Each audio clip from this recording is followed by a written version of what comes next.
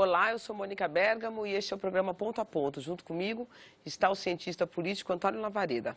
Aqui no Ponto a Ponto, semanalmente selecionamos dados de algumas das principais pesquisas de opinião pública para nos ajudar a discutir política e políticas públicas no Brasil.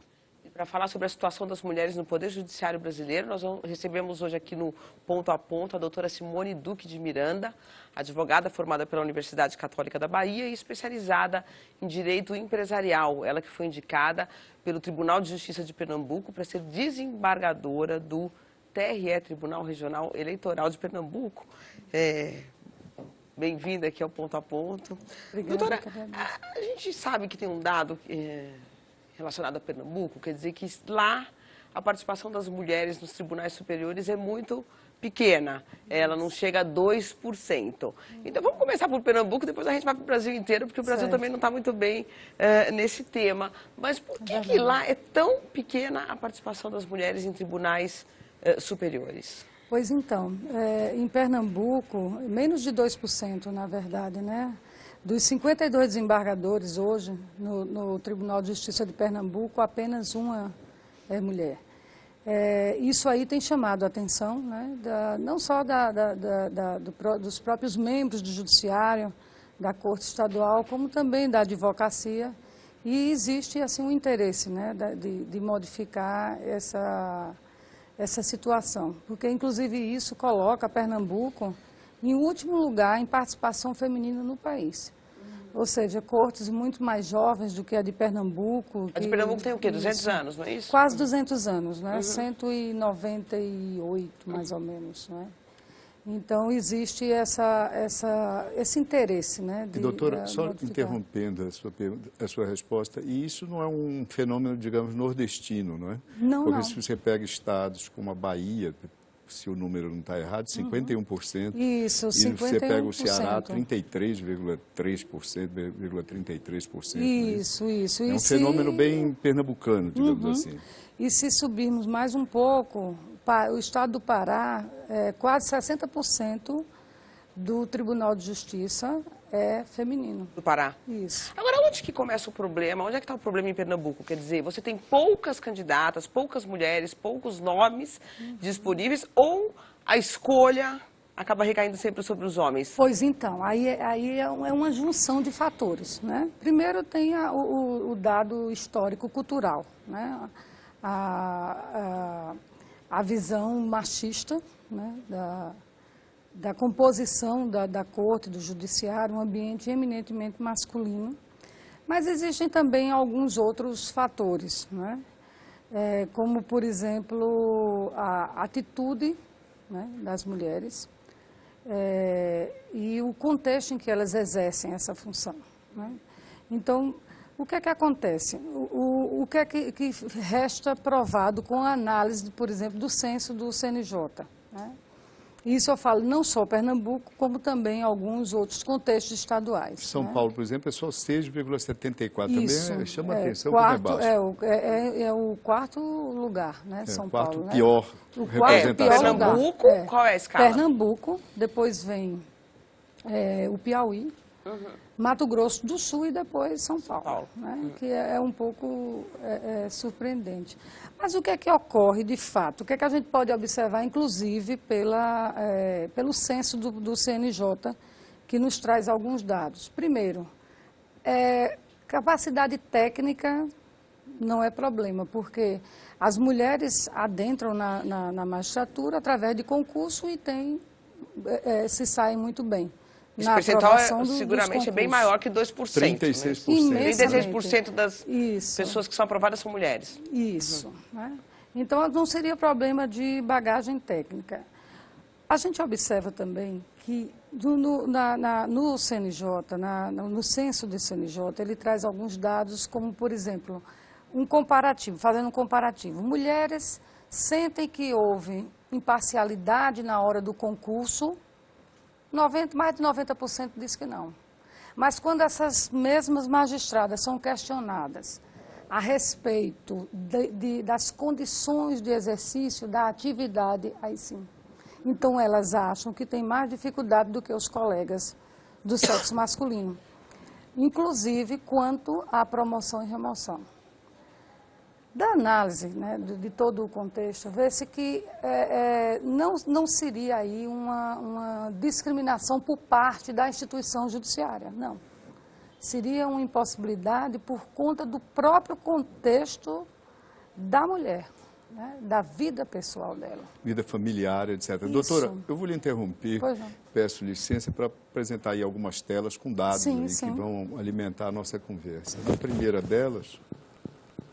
primeira delas, confiança nas instituições, é só para chamar a atenção do papel, uma pesquisa internacional da GfK, Instituto de Pesquisa, e realizada no segundo semestre do ano passado, é só para mostrar que o judiciário é uma instituição que é alvo de confiança em todo mundo, é a quarta instituição que desfruta de maior confiança em termos internacionais. Não é? No Brasil, especificamente, os juízes vêm em 12º lugar. Vem, né, com esse percentual aí de 59% que o gráfico aponta, pesquisa do mesmo GfK. E, por fim, né, numa terceira tela nesse bloco, o percentual de magistrados segundo tipo de carreira. E aí, as mulheres, que eu citava aqueles 36, Sim, na verdade, sim. um arredondamento Isso. desses 35,9%. Isso era só para colocar esses Certo. dados, né, contextualizar.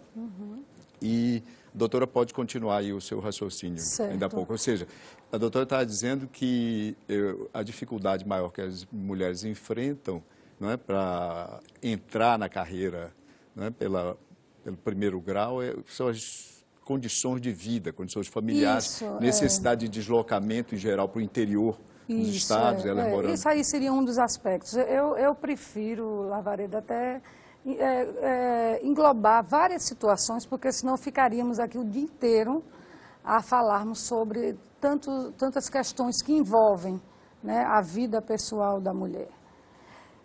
Poderia resumir de uma forma mais forte na seguinte questão. A mulher ela fica mais presa à vida pessoal, porque não existe uma flexibilidade por conta das organizações, privadas ou públicas, de flexibilizar a natureza da mulher. Uhum. Né? Então, assim, é da natureza da mulher a relação que ela tem com a vida pessoal. Uhum. A maternidade é da essência dela. O cuidar é da essência dela. Não tem como se modificar a essência da mulher. Então, é mais fácil que se flexibilize as instituições para que elas se adequem a essa natureza. Perceba que não é uma questão de escolha da mulher. Não é uma fragilidade. Se a gente compara o número de mulheres na primeira instância, depois na segunda, depois nos tribunais superiores, a gente percebe um afunilamento, que aí é um espaço que não é de concurso, né? Você não faz um concurso para ser desembargadora, você não faz um concurso para ser ministra do STF, você não faz um concurso para ser ministra do STJ. É uma escolha política. Não tem também ainda um espaço público, político, que ainda tem barreiras para a mulher? Ou talvez que a mulher não maneje tão bem esse espaço? Exato, você agora falou, não maneje tão bem esses espaços. A mulher, ela sempre, por exemplo, a bagagem técnica, eu insisto nisso, está lá. Ela está comprovadamente nítida. Só que falta à mulher atitude. Essa atitude da combatividade, e quando eu falo combatividade, não é de que seja uma coisa ostensiva, nem que seja antagônica, mas já de se impor. Sim, a mulher ela tem que ir, ela tem que participar dos embates. Por exemplo, um cargo, o que é que acontece na magistratura, né, com as mulheres, por exemplo? Elas aguardam a promoção por antiguidade. Por quê? Porque merecimento precisa que você se exponha, que você participe de alguns cargos a mais, que você seja visto, que você se relacione, que você tenha uma rede de contatos. Claro. Entendeu? Então, exige assim, uma atitude mais política, digamos assim, das mulheres. Isso, Lavareda. Quer dizer, firmar compromissos, no fundo, também, que é algo muito criticado até quando o presidente do Supremo, então o presidente tomou posse, Joaquim Barbosa, que ele falava que essa subida na carreira requer muitos acordos no meio do caminho, e isso talvez a mulher não tenha tanta propensão a fazer. E esses acordos, esse convívio, né, esse manejo político, não é necessariamente algo assim que vai denegrir, não. Mas é a coragem de ir à luta, sabe? De estar ali no embate, de estar envolvido. Eu acho que aí vai, assim, me vem à mente inúmeras questões culturais e sociais, né, que nós temos. Doutora, a gente continua no próximo bloco, exatamente nesse mesmo tema. No próximo bloco nós vamos ver também pesquisas de opinião pública que mostram se os brasileiros acham que os concursos para a magistratura são imparciais em relação às candidatas mulheres. Até já.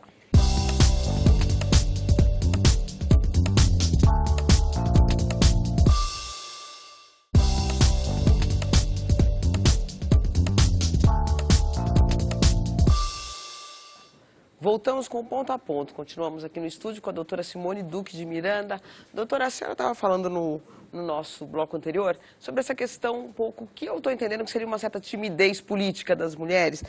A gente vê no Supremo Tribunal Federal 3 mulheres, né? A ministra Helen Grace, que chegou à presidência, a ministra Carmen Lúcia, que foi indicada pelo presidente Lula, e a ministra Rosa Weber, que foi indicada pela presidente Dilma. No entanto, se você olhar a atuação delas, eu não estou falando da parte técnica, das decisões jurídicas, mas a gente pode dizer que a presidência da ministra Helen Grace não teve uma marca. Qual foi a marca, além dela ter sido mulher, né? Primeira mulher a chegar à presidência do Supremo. As ministras, se a gente compara com os ministros, que estão sempre em grandes embates, brigam, discutem, polemizam, dão declarações, podemos pegar aqui vários que estão lá agora, né? O ministro Gilmar Mendes, o ministro Marco Aurélio, o ministro Celso de Mello, Joaquim, já não está mais, Lewandowski, todos. E elas sempre um passo atrás. Por que a senhora acha que isso ocorre? Exatamente. É a mesma questão da magistrada do primeiro grau.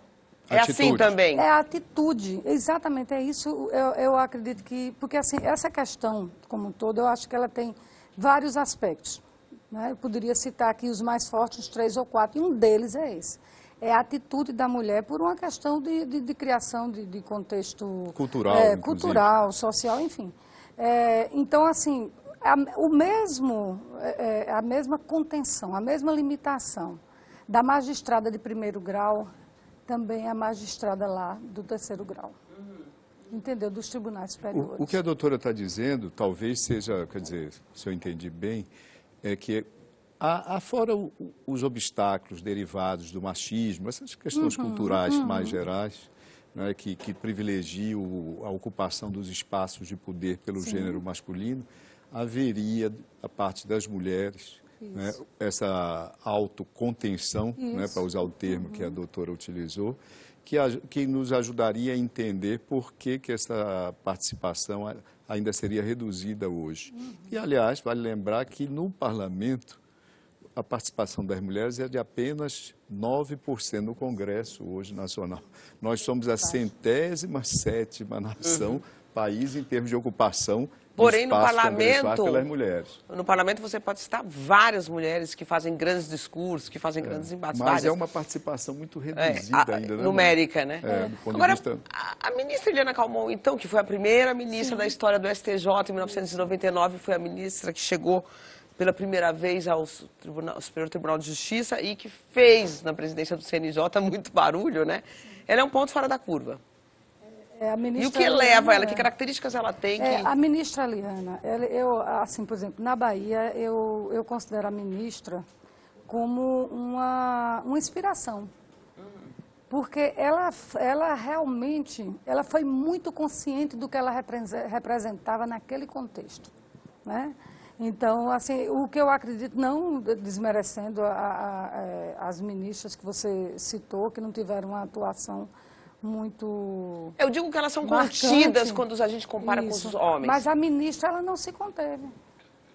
Ela participava de todos os embates, né? Doutora, mas nesse caso, por exemplo, nesse caso é interessante porque a gente falava e qualificávamos, eu e a Mônica, chamámos a categoria que nós utilizamos, foi o seguinte: é requerido, ou seria requerido das mulheres ou de qualquer membro do Tribunal da Magistratura uma atitude mais política para poder galgar mais rapidamente graus mais elevados, espaços mais elevados na carreira. não é isso? Ou seja, e as mulheres não, por um motivo cultural e da sua autorrepresentação, não desenvolvem essa atividade política. É isso? Exatamente. Isso, do aspecto do que cabe a ela, sim. Mas tem, por exemplo, o aspecto que cabe às instituições. Quando eu falo instituições, sejam público ou privada, como estamos falando do judiciário, seria a instituição judiciária. De flexibilizar um pouco a acomodação da vida pessoal da mulher. Agora, veja o seguinte, a ministra isso Calmon tinha também. tanta vocação para a política que terminou concorrendo depois que se afastou do judiciário, foi candidata A nas ministra eleições tinha um recentes. histórico, quer dizer, ela teve, se não me engano, eu nem me recordo mais, apoio do Antônio Carlos Magalhães, apoio de não sei quem, ela tinha muitos apoios políticos quando ela foi nomeada, indicada ministra, não é isso? Ela tinha Mas eu vou essa- interromper novamente para apresentarmos aí mais algumas telas nesse segundo bloco. Primeira delas, o percentual de magistrados, segundo a identificação de reações negativas por parte de outros profissionais do sistema de justiça por ser mulher. Ou seja, só 30,2% das magistradas respondem que se sentem, digamos assim, discriminadas de alguma forma pela condição de gênero. Numa outra tela, também com dados do CNJ, a concordância ou discordância com a afirmação de que os concursos para a magistratura são imparciais em relação às candidatas mulheres. Concordam, né, esse percentual bastante elevado, mas isso é diferente em determinados espaços. Por exemplo, só como curiosidade, na justiça eleitoral, 28% mesmo, das mulheres ouvidas nesse censo do CNJ, elas discordaram da afirmação, ou seja, elas acham que há discriminação. No que concerne aos tribunais superiores, esse percentual de discordância cai para 10,5%.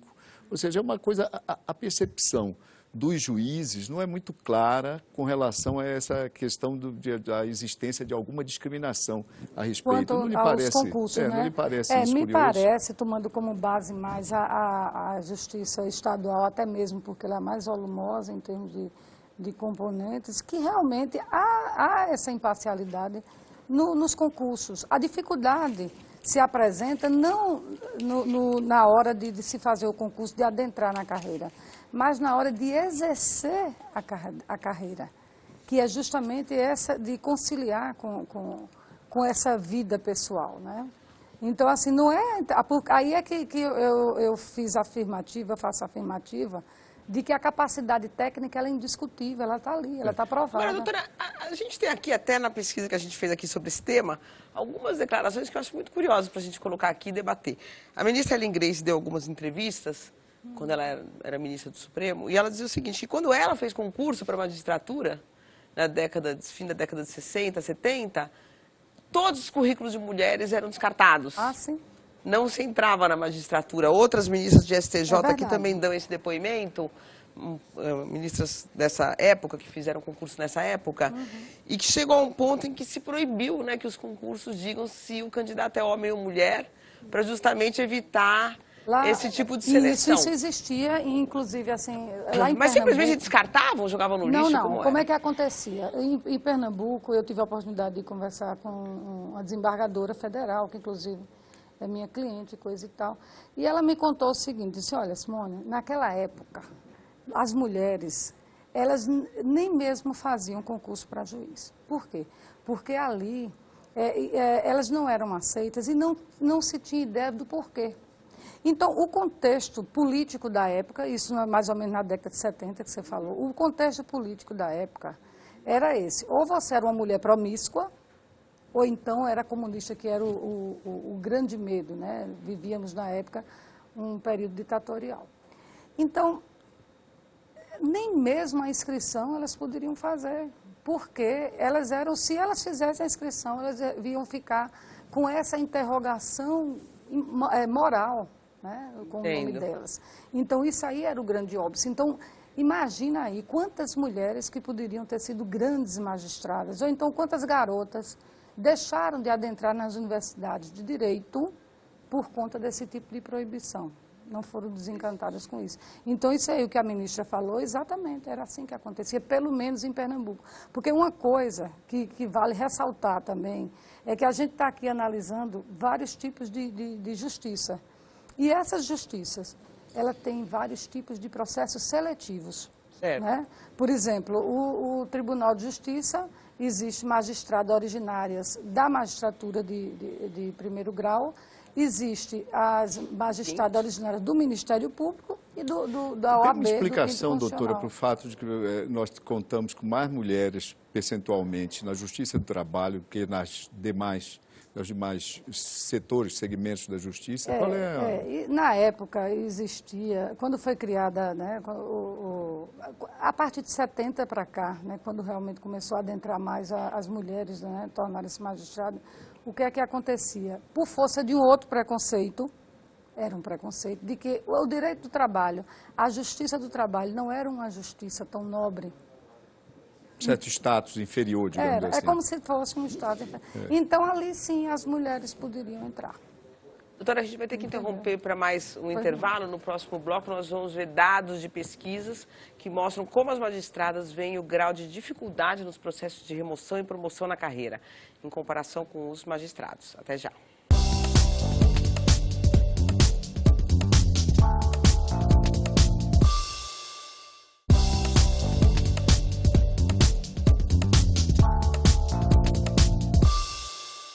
Voltamos com o terceiro bloco do Ponto a Ponto. Hoje eu e Mônica Bergamo conversamos com a doutora Simone Duque de Miranda sobre a situação das mulheres no Poder Judiciário do Brasil. Doutora, nós vamos começar já esse terceiro bloco vendo mais algumas telas com dados desse levantamento, que é um censo, na verdade, do Conselho Nacional de Justiça realizado no ano passado. Percentual de magistrados, segundo grau de dificuldade nos processos de remoção e promoção na carreira em comparação com os magistrados, né? Magistradas, em comparação, 86,1% dizem que enfrentam as mesmas dificuldades. Ou seja, há uma isonomia do ponto de vista de obstáculos e dificuldades. Certo. E segundo a identificação de atividades em comparação com os magistrados, o percentual de 2013 enfrentava as mesmas dificuldades. Isso aí é para mostrar como houve uma elevação aí dessa isonomia, né? Naquele momento era maior o grau de, digamos, de dificuldades diferenciadas segundo o gênero que enfrentava. Doutora, no primeiro bloco, a doutora comentava as dificuldades que as magistradas enfrentam do ponto de vista da sua qualidade de vida. Como é que a qualidade de vida delas é afetada pela especificidade do trabalho, né, do exercício da profissão? Esse censo parece um dado interessante. 91% dos profissionais, dos magistrados e magistradas ouvidos, se dizem muito satisfeitos com a escolha que fizeram, estão contentes com a carreira, etc. e tal.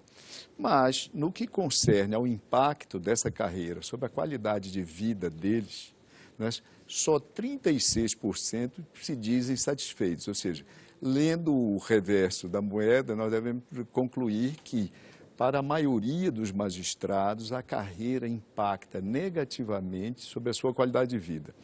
A sua hipótese, então, é de que esse percentual, e eu citei um agregado, 36,2%, a sua hipótese é de que no contingente feminino, esse percentual, né, que é o outro lado da moeda, praticamente 64%, esse percentual é ainda maior entre as mulheres? Ah, sim.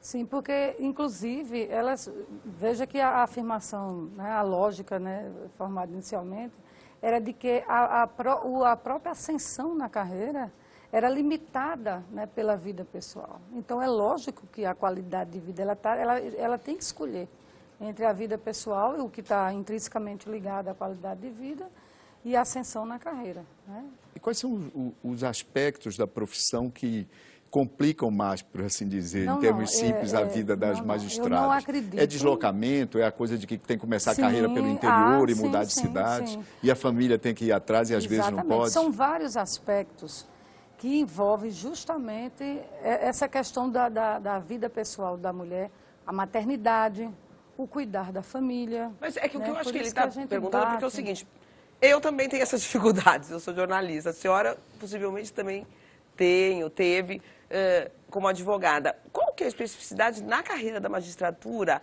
que pode complicar um pouco mais, talvez, Veja só, a vida das tem mulheres? algumas magistradas, tem algumas pessoas que não. A lógica que eu estou querendo colocar é o seguinte, é que não precisa abrir mão de um papel para se exercer o outro. Mas a carreira da Entendeu? magistrada tem essa característica de você presta o concurso e você pode ser deslocado para algum lugar Não, mas, distante? sim, mas veja só, eu não diria, não somente a magistrada, por exemplo, algumas empresas multinacionais, o que foi que elas perceberam, né? É que quando as suas funcionárias chegavam já com a bagagem suficiente para exercer cargos de gerência, elas não conseguiam, porque elas optavam pela vida pessoal, ou seja, terem filhos. E os rapazes, eles iam ser gerentes. Então, foi o que eles fizeram. Eles adequaram.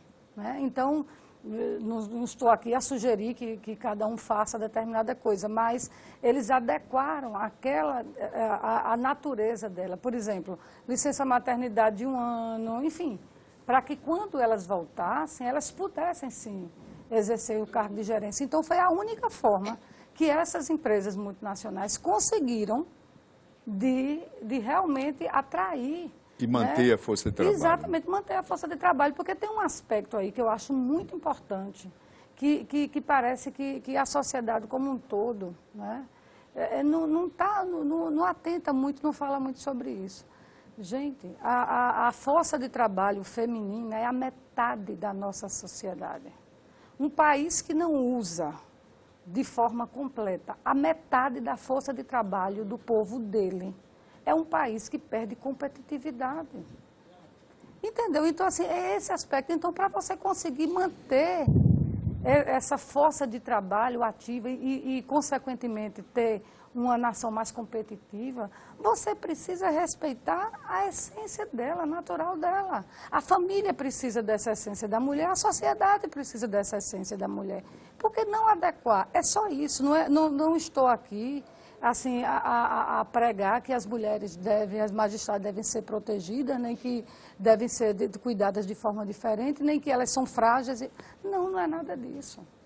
Entendeu? É somente essa questão de adequar a natureza Mas continuamos, da mulher. doutora, às voltas com a identificação de um bom motivo para explicar por que esse percentual de desembargadoras, ou seja, de mulheres, é tão pequeno em estados como Pernambuco e São Paulo também. A gente tem outras carreiras que são igualmente difíceis, né, e que são jurídicas, por exemplo, defensorias públicas, né?